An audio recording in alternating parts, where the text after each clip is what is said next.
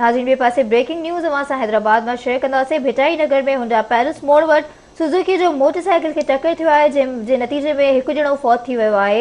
अफ़सोसनाक ख़बर अवां ताईं पहुचाईंदासीं। हैदराबाद भिटाई नगर में हुंडा पैलेस मोड़ वटि सुजुकी जो मोटरसाइकिल खे टक्कर थियो आहे, जंहिंजे नतीजे में हिकु ॼणो फौत थी वियो आहे।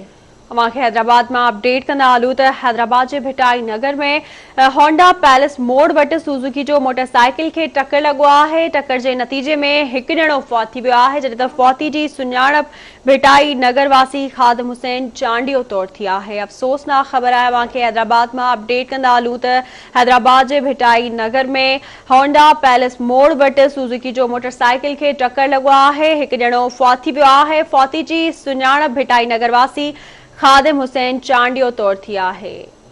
अफ़सोसनाक ख़बर अवां सां शेयर कंदासीं। हैदराबाद भिटाई नगर में होंडा पैलेस मोड़ वटि सुजुकी जो मोटरसाइकिल खे टक्कर थियो आहे, जंहिंजे नतीजे में हिकु ॼणो फौत थी वियो आहे। इन हवाले सां राब्तो कयो आहे हैदराबाद में आवाज़ टीवी के सीनियर रिपोर्टर इरफान अली बुगियो सां।